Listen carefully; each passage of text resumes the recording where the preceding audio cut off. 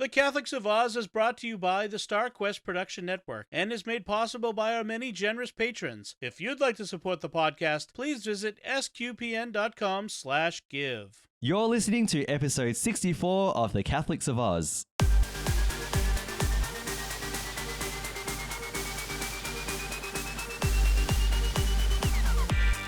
The Catholics of Oz is a show where we discuss faith, culture, and what's been happening from an Aussie perspective. Whether it's synods or science, apostolates and apps, providence or productivity, you can hear it right now on The Catholics of Oz. Hello, I'm Lindsay Sands, and welcome to episode 64 of The Catholics of Oz. It's very good to have you with us today.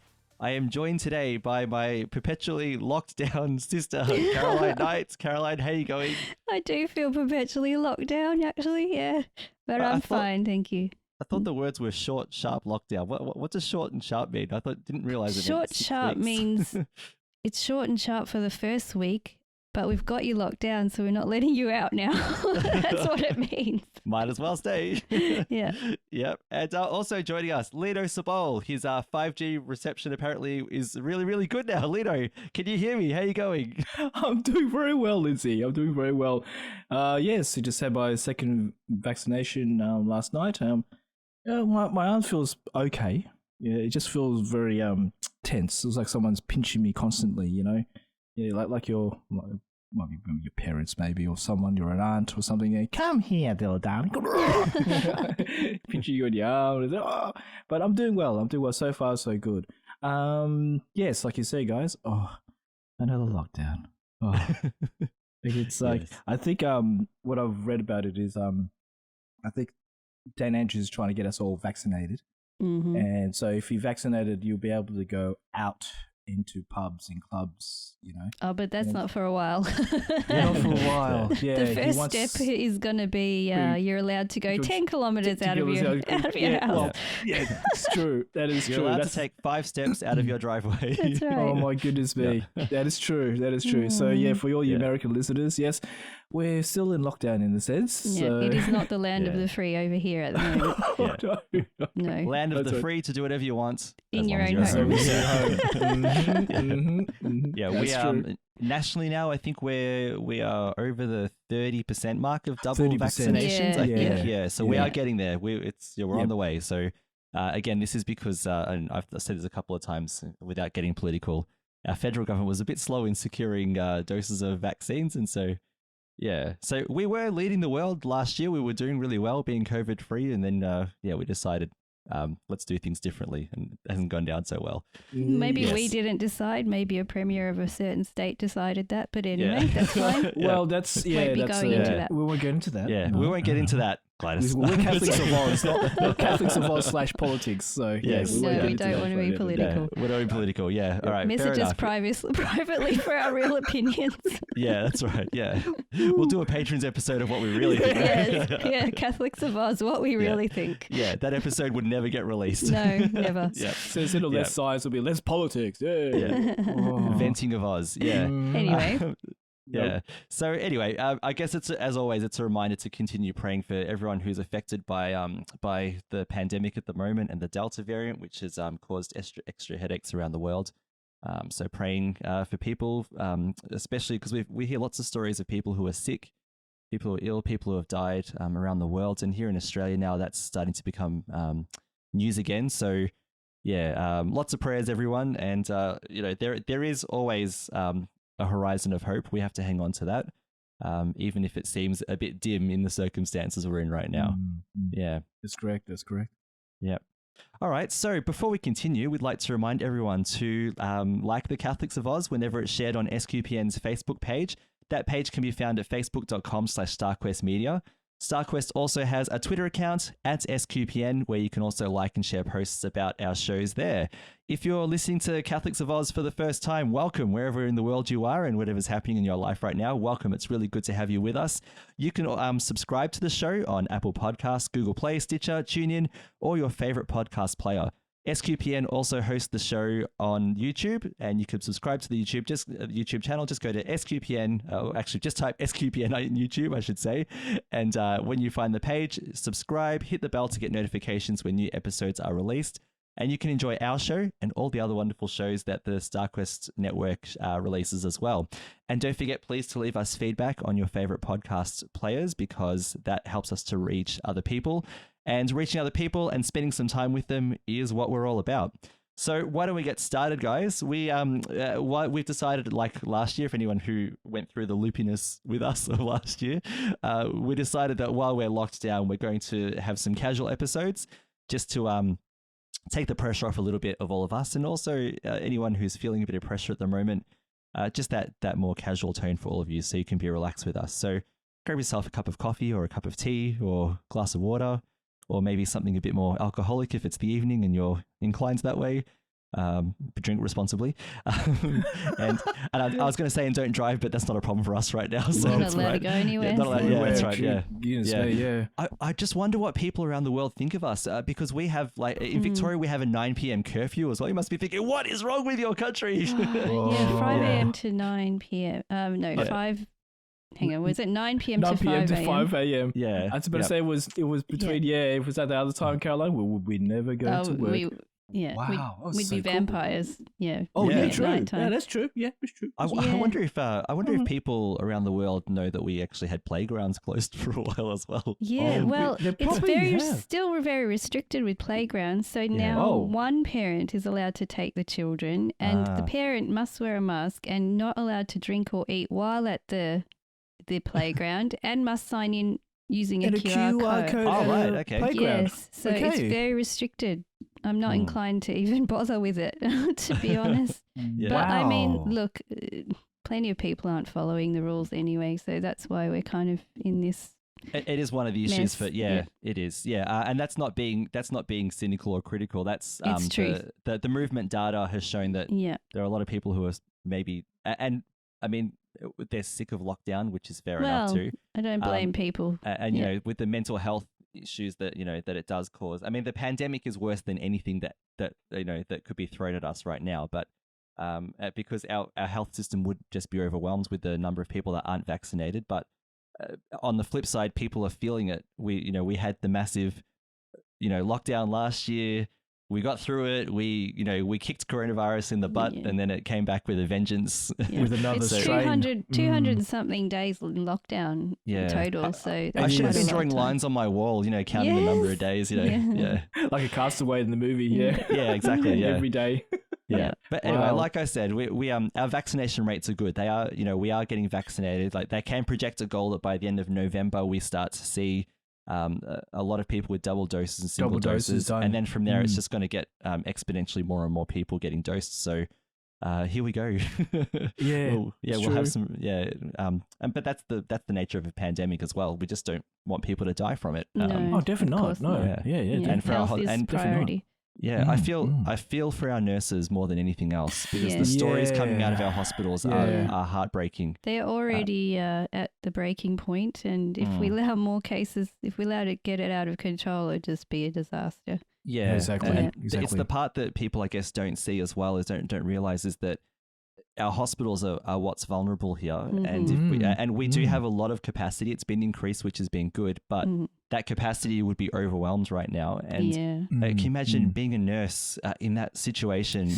And like, they're not just, I mean, they have to wear all of that PPE, those N95 masks. How many photos have you seen of their faces bruised and everything? Well, our sister Marilyn, she's a nurse, and she wears an N95 mask all day. Because she's in a mental health ward, they don't see COVID directly, but I mean, they do get patients coming in from the outside, so they do have to protect themselves, and they've just started wearing the N95 mask, and she's not enjoying it at all, because I mean, in the very least, it kind of causes her pain and discomfort.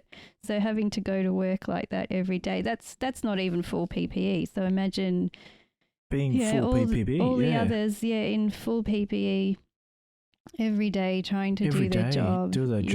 It's difficult. Yeah.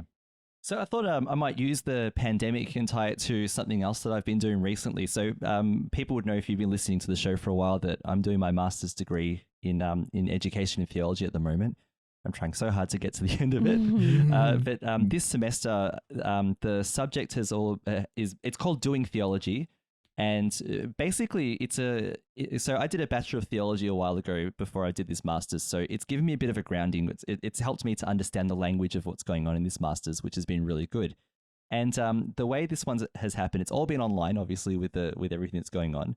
And we've basically been given a crash course in some elements of of theology. So we did a day on spirituality. The next day we did on theology, understanding it as faith seeking understanding. Then 2 days ago, at the time of recording, we did one on Christology, or the understanding of the theology of Jesus. And then yesterday, we did one on human dignity, so understanding the understanding of the human person. And so I thought I might share something about the understanding of the dignity of the human person in the Catholic Church, because I think it does relate to what's going on in our lives right now. It relates to, relates to what goes on in our lives all the time. But it says something about the idea.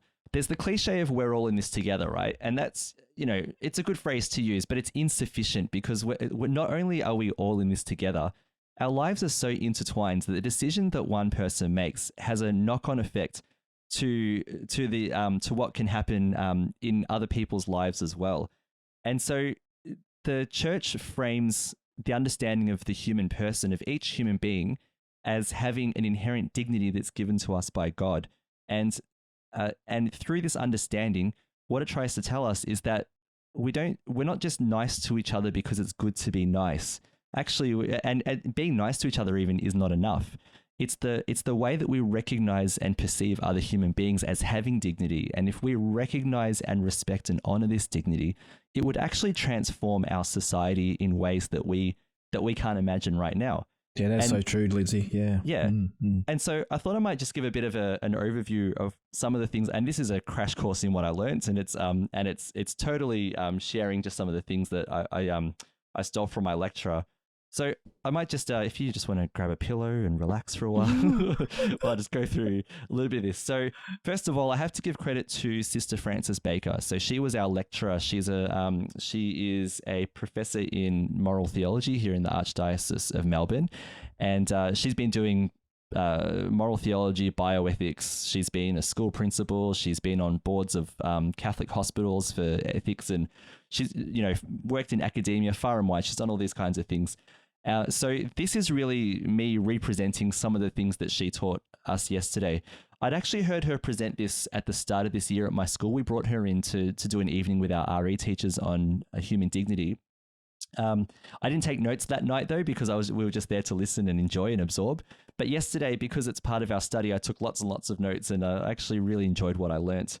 And it was good to have that re-presented to me. And I'm already thinking about how the language she's used has given me ways to create courses that would help students at my school as well. So I've been thinking about that. But she started with the topic of what's called human flourishing. And she said, really, what the church is doing is walking in the steps of Christ in trying to promote human flourishing. So if you think, I have come that they may have life and have it to the full, thinking of what Jesus was all about for us, having life to the full in this life and in the next as well. So she talked about this idea of flourishing, and she defined flourishing as human beings being able to become fully who we are, who we're meant to be. So that means now and into the future as well, and being able to take our journey towards our end. She said it's about people being able to reach and grow in their potential, and also to have a sense of hope about what is possible for their lives as well. So the church has this vision that Jesus has outlined for us for our lives. She went to St. Thomas Aquinas, and St. Thomas Aquinas has a very strong faith perspective, where he said that our end is life forever with God. We come from God. We live our lives in accord with God's plan, and we are fit to return to life with God. And living this life is fullness of life with God as well. And then she talked about how there are different perspectives, and she was saying that that both faith and reason can help us to understand our lives and why our lives deserve to be recognized with dignity as God has endowed it with. So she said, what if we started from the reason perspective first? What can we all agree on about human life that that doesn't require faith. Now, when I say that, I don't mean that faith is not important, but imagine in my context where I'm in a classroom full of Year 12 students, not all of them go to church. A lot of them are disinterested in talking about church and about God and things like that. What would be the starting point where we could talk about some of the things that we could fundamentally agree on before, and then talk about how faith adds an enlightenment to this understanding? So she quoted a Catholic moral theologian called Joe Selling. Now, I tried to Google Joe Selling, and it's very hard to find anything. Usually, when it's academia, it's very hard to find these people. But when I did a search in the Catholic Theological College online library, I found all kinds of books by him. But yeah, he does a lot of moral theology in that kind of area, and he was talking about how we can know a lot about the human person through reason before we engage the faith perspective. And he said that the basic adequate consideration of the human person is, first of all, that they are unique. That is, that there is no one person in history that will ever be repeated again. Every single person is different. So every single human being is unique. That's a nice, easy one. We all stand in relationship with the material world. So we exist in the world, and we have a relationship with nature, with ecology, with everything that's material. So that's a nice, easy one as well. Another common thing about all people, and I know this sounds really basic, but sometimes people need to be reminded of this as well. The other thing is that all people are corporeal. That is, we have a body. And with our bodies, we have the experience of having a body as well, because our bodies can do all kinds of things. They can be well, they can be sick. They can be having their arms feeling like they're being pinched, Lino, after having an injection. That's true. But our body is part of our experience of living. So it's important to acknowledge that the body is not just a throwaway thing, that we do have bodies. It's important to acknowledge that's part of our experience. Every human being is historical. And what she was explaining by that is not that we have a history. We know we have a history. You can think back over your life. But what she said is that we start at a fixed point in time, and we will end at another fixed point in time. And in between that time in that history, we're capable of growing. So not just being the same person, we're capable of growing and developing over time. And that I think is a point that some people sometimes miss, especially young people I might talk to, because you might think, oh, I'm going to be the same my whole life. Actually, you're not. No. Yeah. So it's important to remember that we have a history, and that over time in that history we develop. We're also cultural.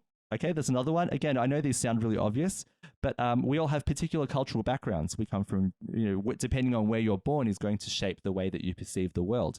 And it's going to shape the practices you have, maybe the food that you eat, the way that you say your prayers, the way that you speak to people, the way that you perceive human life, all those kinds of things.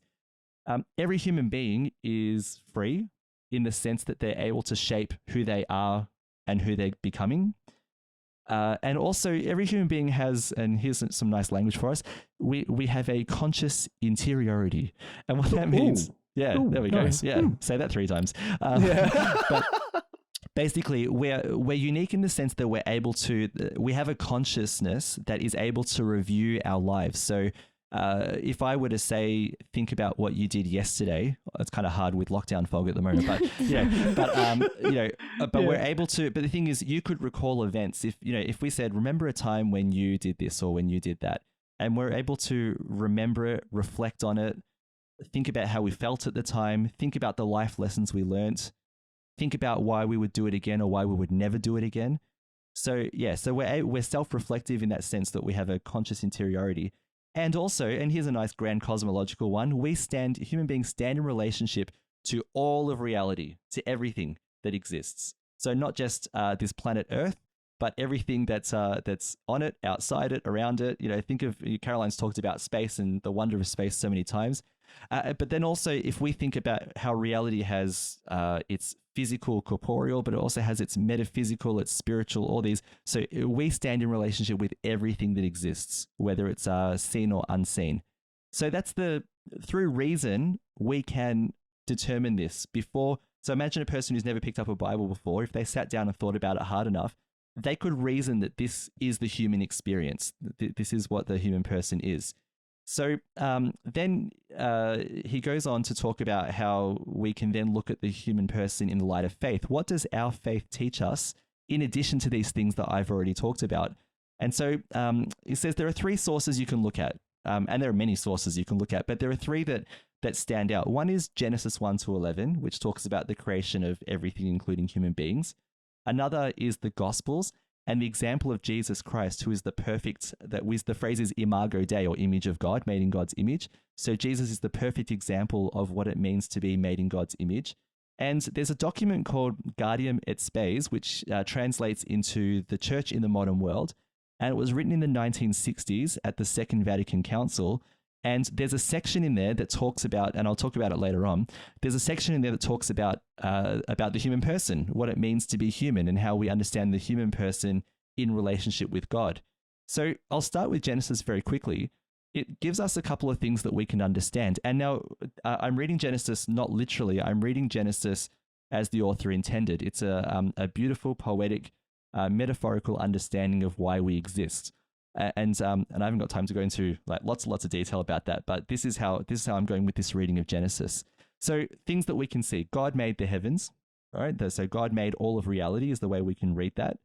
God formed people in God's image. So if you read Genesis 1:26, it says, "Let us make man in our image," and it says, "In his image, man was created." So we know that human beings were created in God's image. We are a reflection of God, and there's more we can say about that. It says that human beings were put into the garden to till it and keep it. So our link to this earth is actually fundamentally important to our being a person. Sometimes we look at our being on the planet and think, oh, we're not part of nature. We are so part of nature. We are part of the what is it? The biosphere, or whatever you call it, Caroline. Sorry. Anyway, we're part of the ecosystem. That's that thing. Wow. Yeah. But we're part of the biodiversity of this planet as well. And this is why Pope Francis was talking about this ecological conversion. He wasn't saying become hippies. He was saying recognize God in all things, including nature, because we are natural beings. So being put into the garden to till it and keep it. That's the opposite. Don't kill your garden. To till it and keep it talks about taking care of the earth, because it is fundamentally a part of who we are, and it is fundamentally a sign of God's presence for us in the world. Also talks about how it's not good for human beings to be alone. We are relational beings. So Genesis tells us that we exist to be in relationship with others. We are not made to be alone.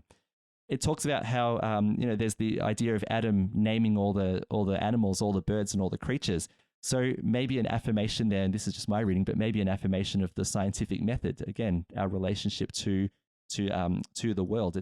We can't just look at Caroline. Her house is flooded with animals and bugs right now, which is and no one's saying we should have 1,000 pets. But the thing is, the fact that other creatures exist is an important part of our reality as well. Also, it talks about how Adam was naming all of the creatures, but didn't find one like himself. And then God creates woman. But notice this, though. We're told that the woman's name is Eve. Adam doesn't name Eve. So there's this partnership between man and woman, not this inferiority, superiority thing. Like woman is a creature that belongs to man. There's no claim, because she already has a name. The only one who can claim the woman and the man is God, because that's what their names come from God. So it tells us about who the human person is. It gives us the idea of our origin. The fact that God creates us and everything around us is what gives us our dignity.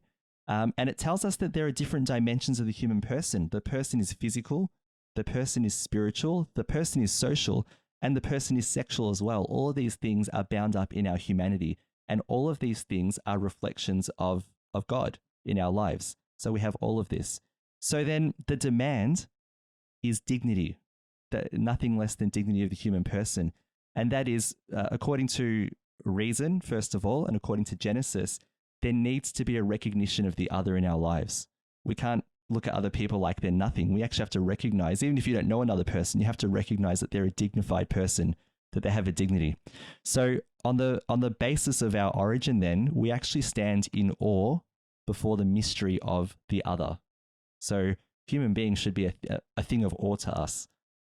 Amazing, that this other person who will never be repeated, that you get to exist next to them at this point in time, because there'll never be another one of them again, and there'll never be another one of you again.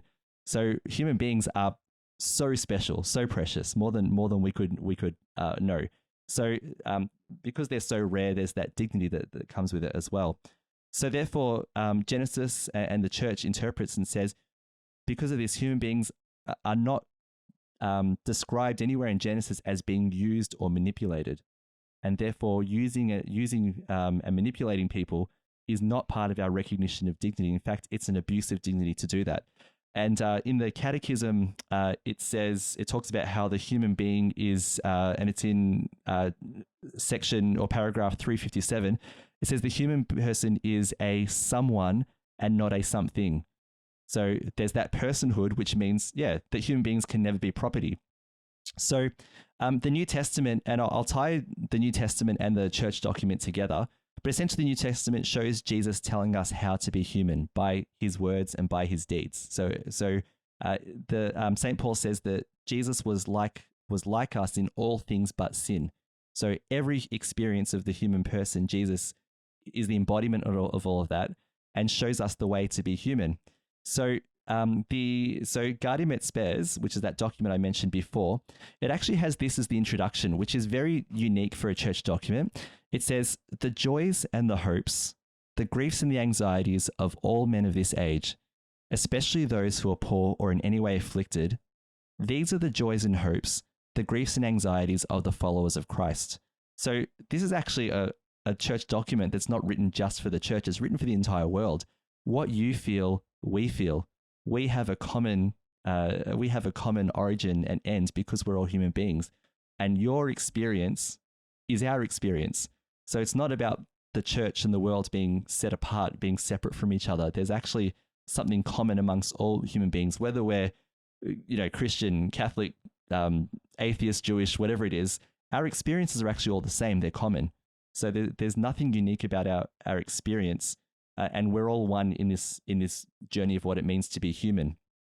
And so it goes on to talk about topics like what is the human person, what is sin and in relationship to the human person, what's the essential nature, what about the dignity of our moral conscience and the excellence of freedom. But I wanted to focus very briefly, and this is the last part here, on what it talks about as Christ as a renewal of our personhood.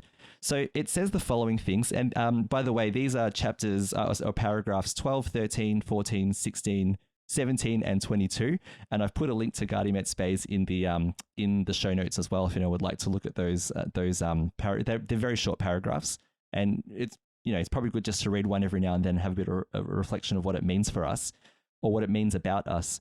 But it says the following. I just took a couple of quotes out. It says, the truth is that only in the mystery of the incarnate word does the mystery of man take on light. So Jesus reveals, again, what it means for us to be human.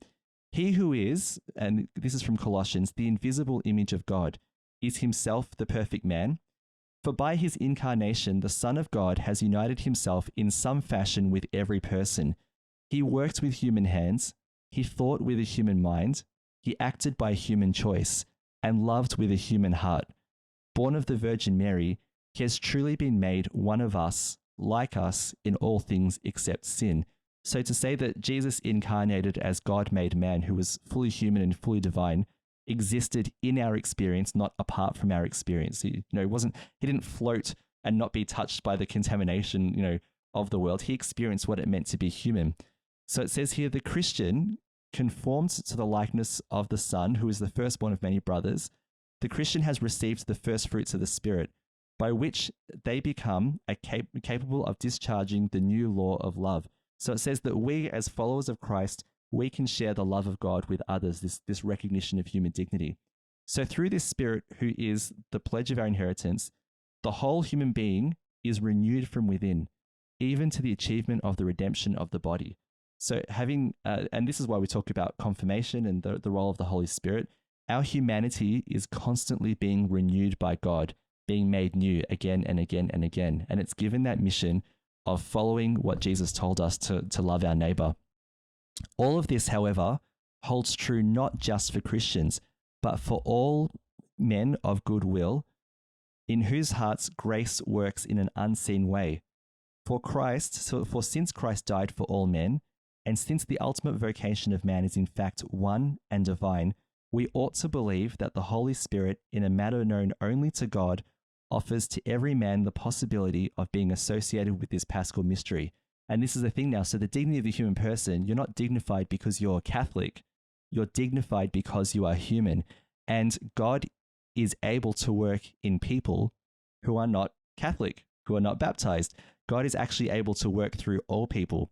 And so we seek out the goodwill of others, regardless of what their particular beliefs might be, because we search together for the transcendent in our common humanity. So I just wanted to throw that to you. That's like a really crash course 101 on human dignity and on our role in how this dignity is understood in the Catholic Church and how it extends beyond the walls of the church and into the world as well. And I was thinking in our situation, in the COVID situation, how do we recognize the dignity of others? Here in Victoria, we stay at home because we talked about nurses before, right? If every Victorian decided today, I'm not going to obey, these lockdown rules, and that they are harsh. I'm not going to say that they're not, draconian. Of course they are. They absolutely are, because we're in a pandemic. But if every person decided, I'm not going to obey the rules today, think of what that will do to our nurses in the future. So there's already not a recognition of the dignity of the human person in that sense. Think about, if every person did that, and if you happen to have COVID but didn't realize you'd had it yet, and you walked past a person who was vulnerable or unvaccinated, unprotected, and that person ends up in a hospital a week later and died, or just got really sick, or had long COVID. This, again, it's a lack of recognition of the dignity of the human person. It's a very challenging teaching in one sense, because while it's beautiful, humans are beautiful. We're made by God. We are wonderfully made. Christ shows us the way to be human or whatever. But also there's the responsibility that comes with it as well. What happens when we don't recognize, or when we forget about the dignity of the human person too? At Mass, we say, we talk about in the act of contrition. I'm talking about when we say sorry for our sins. I'm having, again, COVID fog moment, but we talk about, we confess to Almighty God and to you present that I have sinned through my faults, through my degree of fault, in what I have done and in what I've failed to do as well. So the good that I could have done that I didn't do is also there as well. And that the good I could have done but didn't do usually relates to the way we recognize or don't recognize the dignity of the human person. And I think that's where we can look at sin as an issue. In the sense, one of the greatest sins, I think, anyway, this is just Lindsay talking, is that it usually stems from not recognizing our own dignity or the dignity of the other as well. Anyway, so there you have it. There's a bit of thought-provoking thoughts for you. I'd love to know what people who are listening think, and if you have anything to add to that, or if you want to correct me on anything. But there's some theology of the human person, our understanding of the dignity of the human person as well. Caroline, can I wake you up and let you know if you have any thoughts about that?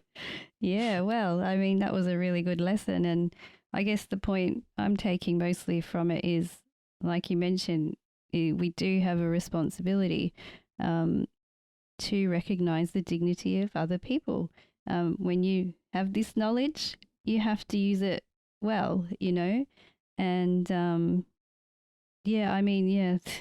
obvious example is lockdown, and being aware that your small action of going, I'm not going to visit someone, like, I'm not supposed to, but I'm going to go anyway. You don't know you're sick. You infect the whole family. They're all unwell, But even being, within your own family at home, and it's easy to get it's easy for your mood to, for you to kind of get snappy at the people you live with every day, because we're locked down with them every single day, and you love them to pieces, like they're your first loves in your life, because you're your husband, your spouse, your children, but still, just any little thing they do, it could make you upset. You learn all the ticks, yeah. You learn everything, and but instead of snapping, you just got to maybe take a step back and go, hang on a minute. We're all under this roof together. We're all in this situation together. It is annoying me, but maybe they're annoyed as well, and that's why they're acting out, or behaving this way or whatever.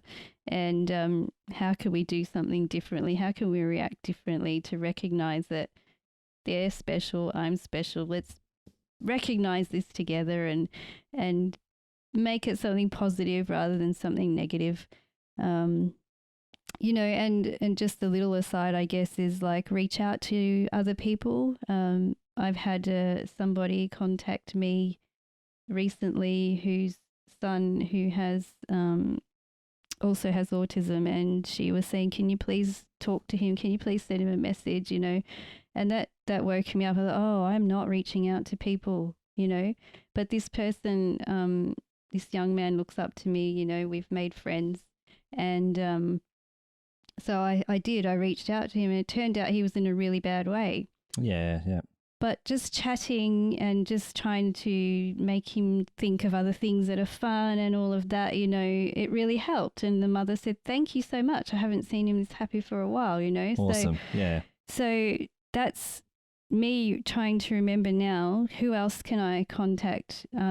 Can I help to lift someone else's spirits? It's easy to just think of yourself and be closed in your own mind and closed in your own situation. But there are other people who really do need some help. And it's just a simple thing like sending a little message, you know, recognizing that, you know, like you said, everyone is unique and special and beautiful. And, you know, they're all going through something. And, I think that's something easy that we can do in recognizing other people's dignity. So lovely teaching, Lindsay. I loved it. Yeah, and again, this is me repeating what's been taught to me, so it's nothing new that I've come up with, but it's it was really profound to listen to it yesterday morning. So I thought I have to share this with, well, you two anyway, at least. Yeah. Lino, any thoughts on loving your neighbor, the dignity of the human person? Anything that you heard while I was putting you to sleep before? It was all good, mate. I was listening. It's all good. No, look, human dignity is a very vast question amongst everyone in the world. The world we live in now, human dignity has to be in the forefront of everyone's discussions. Yeah, especially with this COVID, especially what's going on around the world, especially in Afghanistan. Other places where the poorer countries, where they definitely need help in humanitarian need, and human dignity has to be there in the forefront, and most places like that. And the love of neighbor, love of self, love of your brother and your sister, your partner, and everything.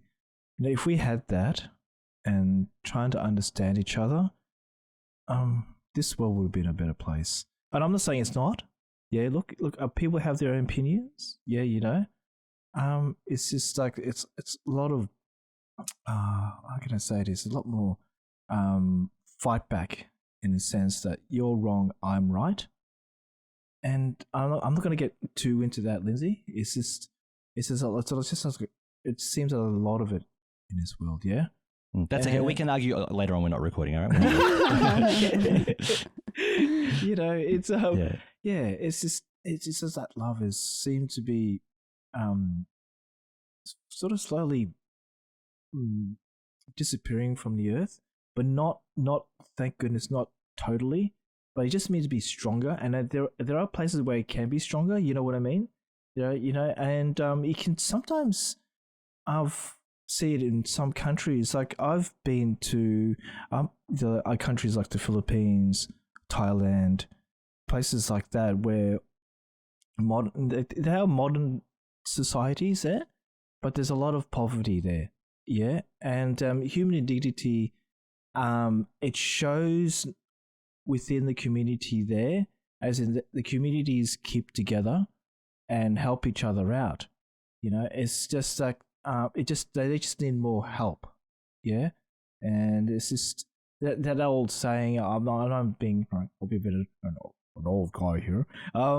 You know, the rich get richer and the poorer get poorer. You know, that is true, but in a way, the people in the community in other worlds and everywhere are getting together and helping each other, And that's the human dignity that I see a lot in the world, and it will keep on going. And like you guys say with the COVID, yeah. Well, we think about human dignity of being locked down. Well, we'll get through it. We'll get through it, and like Caroline said, we need to just keep on contact with each other. Just say a text message or FaceTime for the Apple users. And you just keep on contact with your loved ones and your friends. You're just saying a hi, or thumbs up, or emoji for another Apple user. For any kind of any way you want, just that human dignity of connection or each other.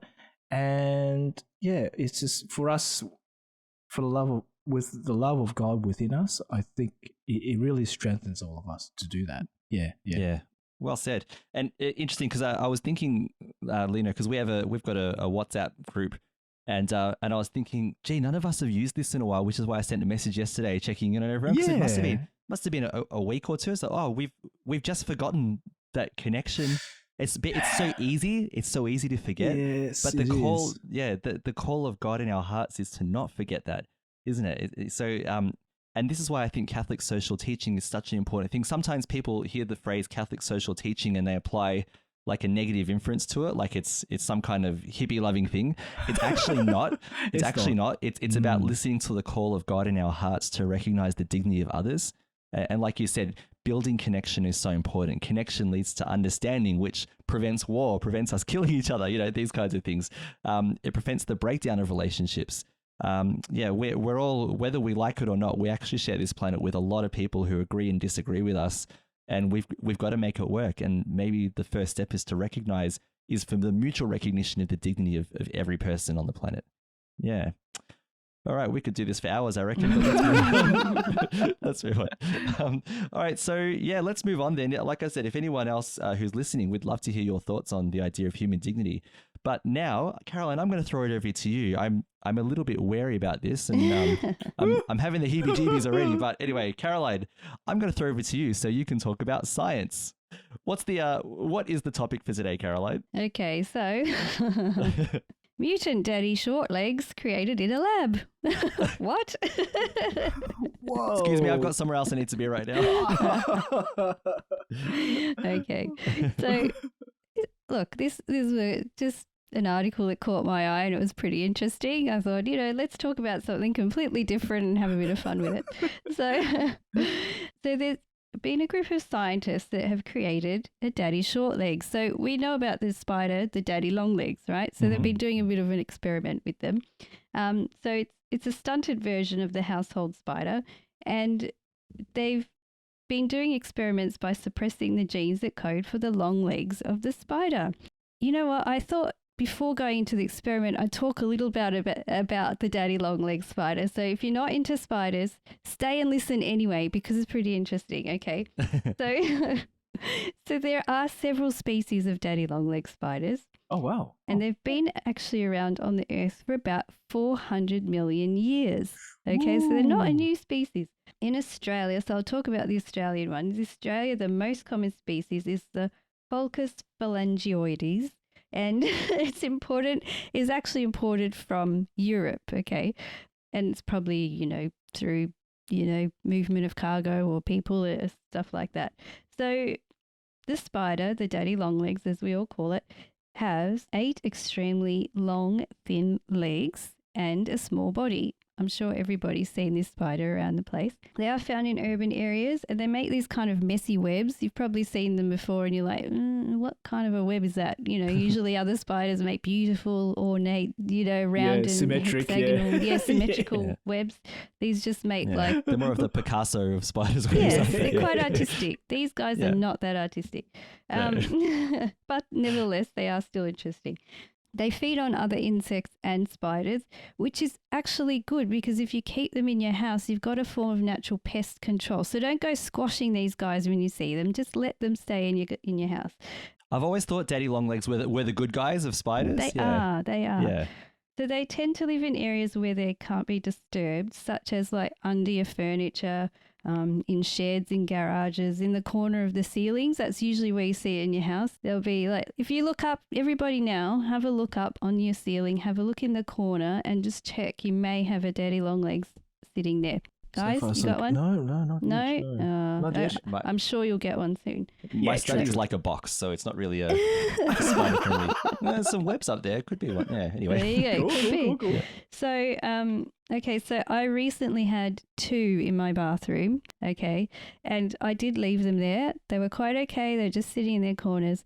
The silly little things decided that they'd venture down to the floor while my cat, Chocolate Rocket Chips, decided to have a little bit of a play, and he ate them.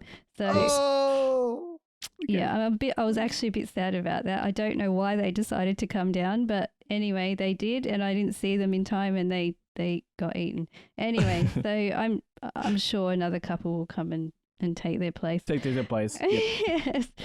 So these daddy longlegs, now you guys have probably seen this before. So when you disturb them in their web, they start to get into like a very fast spinning motion. Have you seen this? So you touch their web and they just like, it's not that actually the web is moving, it's the spider. So as the spider moves, it gets really, really blurry when you're looking at it. It's probably a kind of a defense mechanism.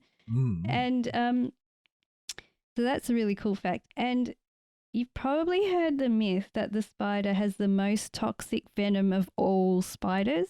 That's the common thing that goes around. Common misconception. Well, and that's probably because they are capable of killing other spiders and consuming them. But this isn't true. Their venom is like very, very, well, it doesn't kill you. So if you're going to hold one, it's fine. Don't worry about it. So the Mythbusters show, remember Mythbusters? Yes. That was pretty cool. Great show. Great show. They didn't blow one up, did they? They didn't blow it up. Imagine that tiny spider explosion. Anyway, so what they did was they tested out whether their little fangs, so their fangs are only about 0.25 millimeters long. They wanted to see if they could pierce human skin. And it was found out that they could. So they got bitten. My goodness me. Ouch. But turns out the bite is very short-lived. It's a very short-lived sting, and they didn't get poisoned. So, but please don't go testing out spiders on your hand to see if they bite, because we do all know what a daddy longlegs looks like, but just in case you get a different one, please don't get bitten. So I'm not endorsing holding spiders for the point of getting bitten. Yes. Anyway. Yes. Yep. So that was I'll go one further. Yeah. I'm not endorsing holding spiders at all. Yes, no. And I'm assuming people are just going to go hold spiders. Most people don't even want to look at a spider, so that's I'm probably safe there. So, okay, so let's get into this research. So some research was performed by a group of scientists at the University of Wisconsin-Madison in the United States, led by Guillaume Garnett, and he was the lead author of a paper they published in the journal Proceedings of Royal Society B on August 4th. So it's a relatively new paper. So their aim, not just because they wanted to play around and see if they could make Daddy Shortlegs, but it was more to understand more about these creatures, the way they've evolved, and their way of locomotion and their body plan, on the genetic level. It turns out that daddy longlegs spiders don't actually use all 8 of their legs to walk. Oh, wow. So they use the back 3 pairs of legs are for walking, but the longest pair at the front are actually used for waving and feeling their way around the environment. You've probably seen them. If you see them walk around, you probably notice that they do wave their front legs around. Yep. So the experiment. So the genome of the species, so the species they used was Phalangium opilio, and they first mapped the genome of the spider. And it took them about 2 years to do this because there were about 580 million base pairs in the spider genome. Goodness me. Okay. Yeah.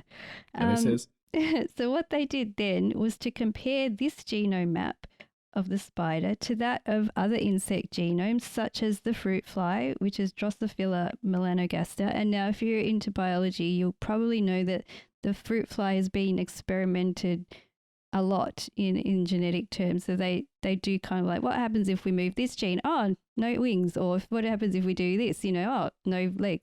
So they have been experimenting on this fly for quite a while. So they know quite a lot about it. So what they did is they looked for the genes that were likely to code for legs. And they found a group of genes called HOX genes, and two of these genes called DFD and SCR, and these code for the leg development in spider embryos. So they weren't sure if they had to turn off both genes or a combination of on and off genes to change the shape of the legs or the size of the legs. It turns out that turning off both the DFD and SCR genes resulted in the 3 pairs of the walking legs to be shortened, and it changed their shape a bit as well. Another manipulation of the genes turned the legs into structures called pedipalps, which help the spiders to eat their food. So that was interesting. Yeah. And then in some embryos or embryo spiders, not all the legs were shortened. And they think this is because there's another HOX gene that probably has an influence on the leg length too. So I guess they also kind of confirm that you can have a gene that codes for something, but there may be a gene somewhere else that helps in the coding or the expression of a gene in an organism. So that's pretty interesting. So some of their little embryos managed to hatch after genetic manipulation, but unfortunately they did all die after adulthood, which just shows you can't manipulate something and expect it to live. You know, you need it. It needs to be intact the way God made it, the way it was created naturally.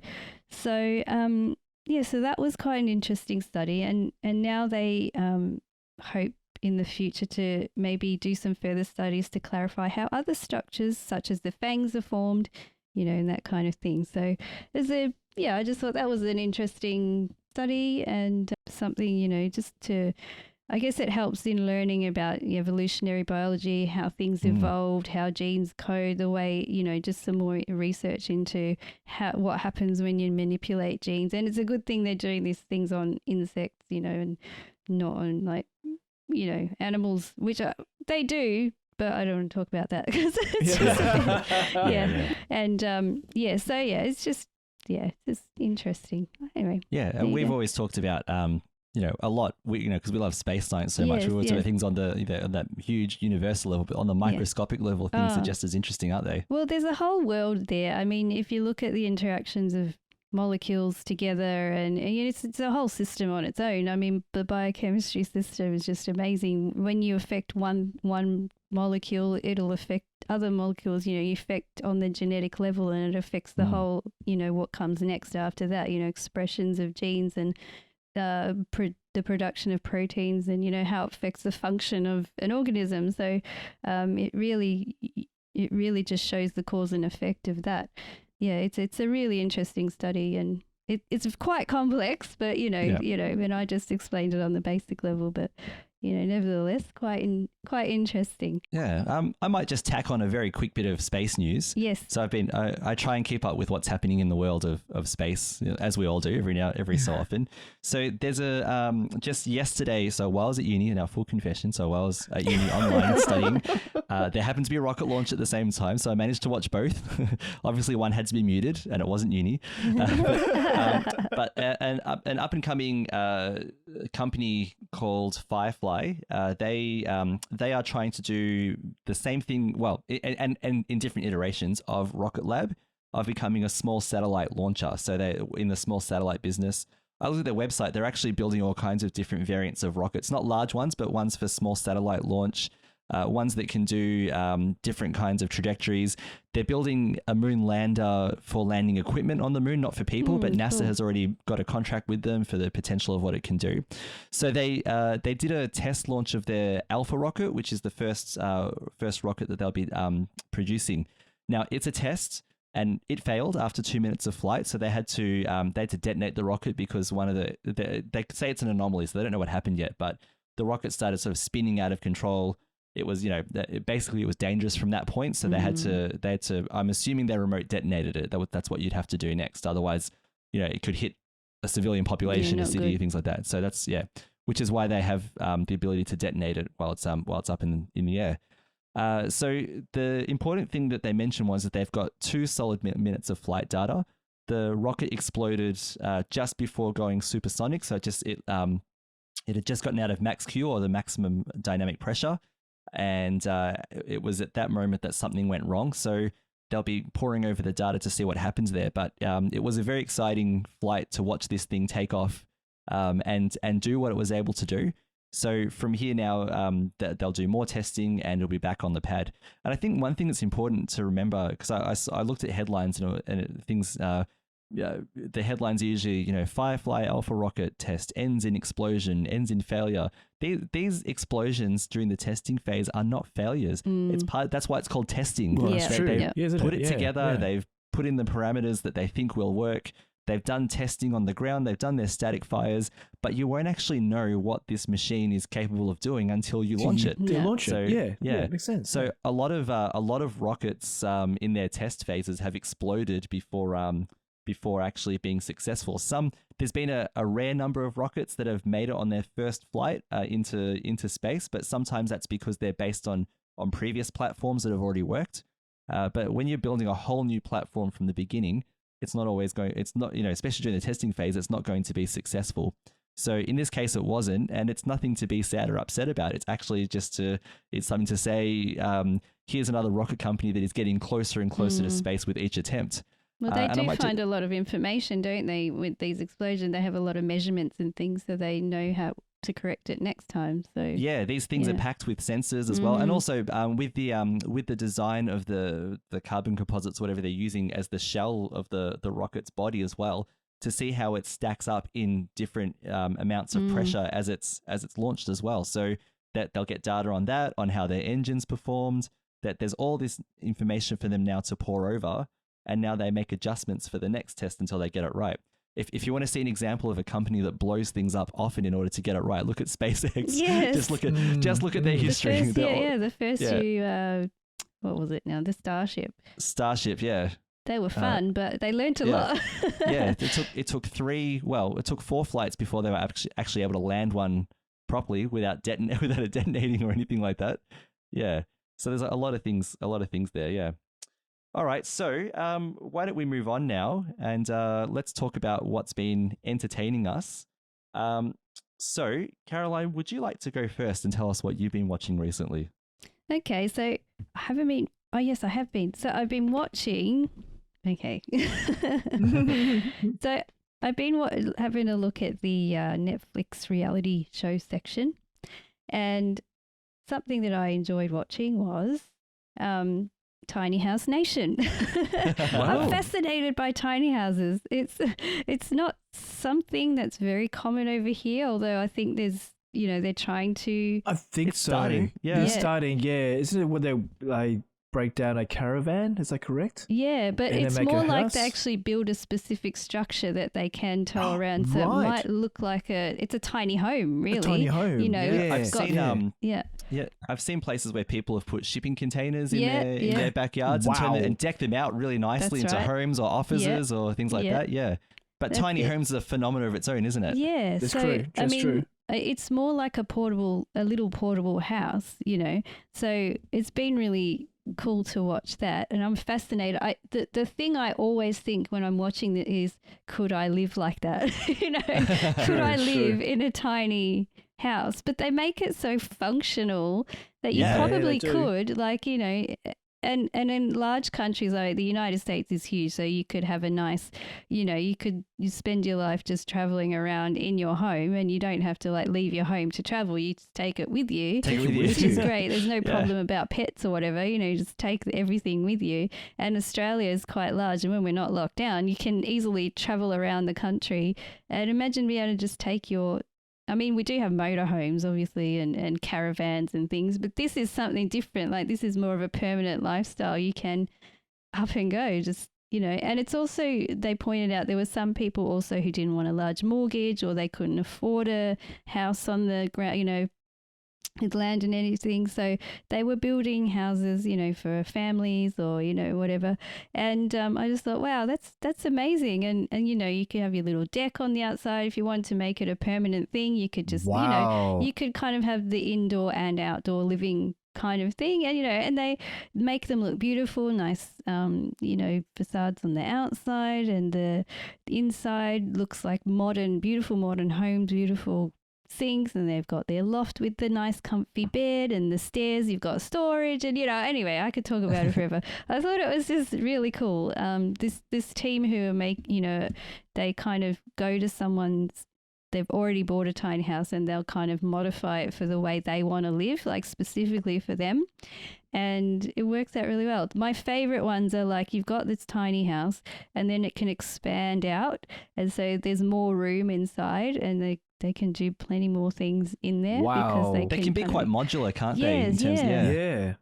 So, there's just been all sorts, like there was a couple who were grandparents and they wanted heaps of beds hidden away so when their grandchildren came over, they could have them there. So they built like these Murphy beds that would just fold down from the wall, but you wouldn't see them during the day because they'd be like covered by a TV or something, Nice. It's just really cool. But I've seen even there are charities who have seen the potential of tiny homes to become housing for people who experience homelessness as well. Well, that's true. Yeah, there's a huge potential. I mean, I think there's a lot of council rules and things here that don't. That kind of there's a lot of red tape that tiny houses haven't actually become something common yet. But I'd hope they would be at some point. It kind of looks fun. But so that's one thing I've been doing entertainment-wise, watching that. And the other thing that's been really, really fun is my children, they've been quite wound up with the lockdown, and by the time we get to bed, they just can't settle. So I thought, let's start doing story time. And so I got my Kindle app out, and I've got a few books by David Williams. So he's a British comedic actor. He's quite funny. And I think he first came to fame with Matt Lucas in Little Britain, which is very politically incorrect, but very funny. Yeah. So that was funny. He also played in one of the Doctor Who episodes. That's correct. Yeah. The God Complex. He was like an alien in that. Yeah. So he's done many things. And now he's become a book author. I think in about 2008 he started writing children's book because he's so funny, and he could do it. And he loves Roald Dahl. So remember, Roald Dahl, he's such a great, excellent children's book author. He wrote stories like Matilda, Charlie on the Chocolate Factory, things like that. James and the Giant Peach. James and the Giant Peach, all those amazing stories. Yeah. So he's kind of taken on very much the same kind of style and just written these children's stories. They're crude, they're funny, they're just a little bit gross. They're just, they're just, kids love it. Kids just love unexpected things. And, so I've been reading a book called World's Worst Children, which is hilarious because it will. Okay. It goes through a personality, like a child who, like, one of them has a dribbling problem, right? So, and then it just exaggerates the problem. He just exaggerates it and creates this crazy story out of it. And the kids, I mean, it's so good because they just get their mind off everything and they just focus on this ridiculousness and they have such a great time, with it. And don't kids just love a bit of exaggeration? They though? love it. They love it. It's so good because it just, they just takes them out of their mind and it's funny, and so we have a good, and I find that after reading these crazy stories to them that they're just so happy and relaxed and we can all go to bed, so and I enjoy reading them too. It's like, it's really fun. I've just usually I read one story, but last night I read two because I just couldn't stop and the kids didn't want me to stop, so we just really had fun with it. So. Story time is very popular, isn't it? Yeah, it's so good. We've got Alexander onto Grug. Grug, yes. Grug, there's 1,000 different books on Grug. He loves them. Yeah. Awesome. Not 1,000, but I'm exaggerating, but there are lots. There are Yeah. lots of Grug. Yeah, we've got tons of Grug books at home, and they're very short and easy to read, but they're fun to read and talk about. Like just watching the way that Alexander reacts to them. So cute. And he goes to sleep straight after too. Oh, like you that's said. awesome. Yeah. So good. And Harry, he's still learning to read, and now he's able to sit with me and point words out, and he'll go, Nice. "Is that word?" And I'll be, "Yeah, it's good." Excellent. So it's beneficial in many ways. Yeah. Yeah, definitely. Oh, Mhm. good. All right, Lino, you've been you're still into Rosehaven at the moment. How's that going? Yeah, so we finished series just yesterday. So we started the last series now, which is series 5. Yeah, loving this series. It's a lot different now at the moment. So yeah, besides that, I think, well, my wife's right here right now. Anyway, Yep. the other thing was what we were doing is playing on the computer at the time too. And then Rosehaven, and in a way, it's such a great show. It's simple, like I've been saying before, and the comedy is just so straightforward and witty. Just the last episode we just watched was about because the two characters work in a real estate agency, and apparently one of these real estate people have come and trying to take over, and not take over, but trying to jingle their product and being better real estate agents than them, But then I forget about Rosehaven having something. I can't remember what it was, but they'd really disliked Rossman. Is that correct, Caroline? The other, yes, the other suburb, and they really disliked this Rossman place. I'm sadly on my mate. What's it called? Spoil the storyline. Yeah, storyline. I haven't watched the last series yet. Okay, sorry. No, it's fine. I don't know when I'm going to get to it with all the tiny house and bot chick. But anyway, true. That's true. Yeah, it's just like the poor guy. He said he'll do something with the other suburb, and they didn't like it. But it's just the way the story and the plot and everything do well. You know what I mean? And we just laugh at everything. Luke McGregor and I always forget about Celia Pacqua, I think. Piccola. Thank you, Caroline. Thank you. Yeah, she's hilarious. Love it. Those two are awesome together. I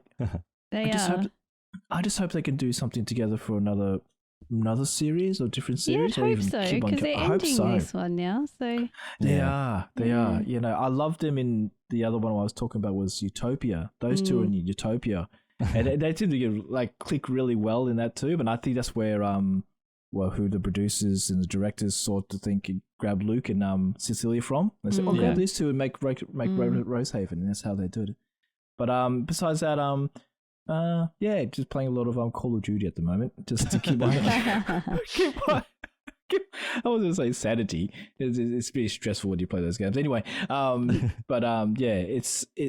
been like I said, I think Bernadette's finished Superstore. I have to watch the last episode. I'll watch it today, hey? And there you finish go. that It's off. the weekend. It's the weekend. That's true. I think at times we wanted to watch something not too long, but very short. You know what I mean? And Rosehaven's like that. It's only, what is it, 20 minutes? Yeah, something like that. Yeah, so it's nice and short nice and funny. Quick and short and funny. So it's not. I'm not saying the other TV shows like Brooklyn Nine-Nine and other sort of super shows are funny, but this one is nice and short. If you want to just get into it and start something different, it's all good. It's all good. Yeah. That's all it. That's mostly right. Just Call of Duty. I need to maybe change from that. And you teenager, you. Yeah, try something different. Right. We've been going back into Pikmin 3 on the Switch. I've been enjoying that. Nice. It's a good escape. Yeah. You need your fast food time as well, don't you? I guess, totally. Definitely. Yeah. Well, mine. My this is a fast food pick for me as well, in the sense of what's been entertaining me recently. So, I do watch TV shows from time to time, but it's been insanely busy work-wise, just with as you know, with lockdown and the extension and whatever. Our Year 12 students have, their assessments have been moved around left, right, and center. So I've been focusing a lot on them, and it's been a lot of extra work for me. So what I have been doing is when I've been doing chores at home, like washing dishes, or I actually look forward to washing dishes and stuff now since I remembered I could do this. Okay. I take a long time to do it now. Is I've been listening to audiobooks. Cool. So, yeah. And because I haven't got time to sit down and read very often, because when I'm reading, it has to be for uni right now with essay preparation, whatever. So I've just been popping in the AirPods and listening to audiobooks on Audible. And I remember there's this author, John Scalzi. He wrote a book that really entertained me a long time ago. It was narrated by Will Wheaton, and it's called Red Shirts. And it was like this parody of Star Trek, the original series, where the main characters were like the red shirts and how red shirts always die. And but these characters who are the red shirts become so self-aware that they realize that every time there's a mission, the command crew always survive somehow, but the red shirt characters, no matter how determined they are to live, they die. It doesn't matter what happens, right? And you know, and he's quite entertaining in the way that he tells stories, and having Will Wheaton narrate it makes it even funnier, right? So I picked up another one called Fuzzy Nation, and he rewrote the book. It was called Fuzzy something, I forgot, or whatever, previously, and he got permission to rewrite the book for a modern audience because apparently the references are quite dated in the original. So he did like a reboot of it, and it's basically a story about this guy who's a mining prospector on this forest-like planet. And one day he blows up, you know, he blows up a part of the, you know, like in his mining, like a little mountain, whatever it is, and discovers the rarest mineral, the most valuable mineral or whatever. And he's about to get super rich from it because the corrupt mining company that he works for are ready to go and exploit it and give him money because it was his find. But then he comes across a life form on the planet which may or may not be sentient, and because of that, if there's a sentient life form, they can't mine the planet anymore. So basically what happens is it becomes a courtroom drama, which is really cool. It's this whole courtroom thing, and it's really funny all the way through because he's constantly like, he's one of those laugh in the face of authority kind of, you know, figures, you know, things like that. And so, you know, it's this courtroom drama about whether they're sentient or not, and it's actually really good. There is I have to give a language warning because it's a bit gruff with some of the things, you know, the way that they talk about things. But a really, really interesting and really funny story, also narrated by Will Wheaton as well. And so I got onto the John Scalzi train a little bit. And because I finished that book, and the one I'm listening to now is called Old Man's War. And this one, and they're very sci-fi. I like the sci-fi concepts he comes up with. So in this one, it's like future Earth. And when you're old, if you don't want to die just yet, you can volunteer for the Colonial Defense Force, which is like the Earth, the humanities colonies like army, and you can be transferred into a new, younger version of yourself if you give 10 years of military service to the Colonial Defense Force. So that's why it's called Old Man's War, because he's a 75-year-old in a younger version of his body.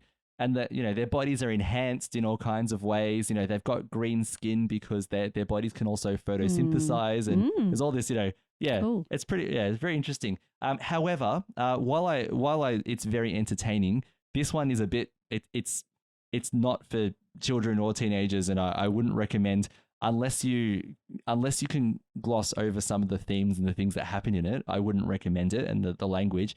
But as a sci-fi concept, it is very, very interesting. And I'm only halfway through. So I've got to the point where I'm halfway through. I'm interested. Now the book needs to prove to me in the last 3 hours that I've got to listen to that it's a good story and worth me continuing with, because apparently there's 5 books in the series. So yeah. Jeez. Yeah. Wow. And very, very briefly, the last thing is, remember I spoke a while about Andy Serkis reading The Hobbit for Audible, which was amazing. Yes, and, very well done. I'm very, very excited because Andy Serkis is also reading The Lord of the Rings for Audible. And I think in October it comes out. I cannot wait. It's going to be 50 hours of listening, I'm sure. Yeah, I was about to say. I am gonna listen to that trilogy read by Andy Serkis. Good. I cannot wait. That should be, and a lot of Gollum there to listen to, so it should be great. Yes. Oh, yeah, true. That is true. My kids love Gollum. I don't know. They just took to Gollum. They just think he's amazing. He's a very funny character, isn't he? Yeah, they just love him. Yeah. Oh, wow. All right. Well, let's finish the show because we are way over time today. Yes, we are. got excited. So first of all, we just want to thank everyone for joining us for episode 64 of the Catholics of Oz. And we would love especially to thank our patrons who make it possible for the Catholics of Oz and all the shows on the StarQuest network to continue. So today we would love to thank Declan M, Adam R, James D, Steve S, and Mitchell R. Through their generous donations at sqpn.com/give, they make it possible for the Catholics of Oz and all the shows on StarQuest to continue. You can join them by visiting sqpn.com/give. And as always, if you can't give, just remember to pray, because that's so important for us as well. Also, we'd love to know your thoughts about the topics we've talked about. What are you watching? What audio books have you been listening to? What computer games are you playing? Would you like to know Lino's username so you can play COD with him? Do you like spiders and daddy longlegs? And what about Catholic social teaching on the human person? Anything you'd like to throw away, please do. And I loved it that we get little messages every now and then from people who just share their thoughts with us, and we appreciate that very, very much. So while you're also on the SQPN, so I should say again, you can leave your feedback and your thoughts at sqpn.com/Oz, spelled OZ, where you can also find our show notes and links from today's show. And while you're on the SQPN website, don't forget the Insiders Club newsletter that you can subscribe to at sqpn.com/about/newsletter. Or if you're a North American listener, join the StarQuest fan club mailing list by texting the word StarQuest to 66866. Send StarQuest to 66866. And you can also visit us at the SQPN Facebook page at facebook.com/StarQuestMedia. And don't forget, Caroline loves posting pictures of her bugs, her insects. I have some more. I can post more. Please do it. Yeah, go ahead. Yep. And we share other interesting stories as well at our own Catholics of Oz Facebook page at facebook.com/Catholics of Oz. All are welcome. Please join us there.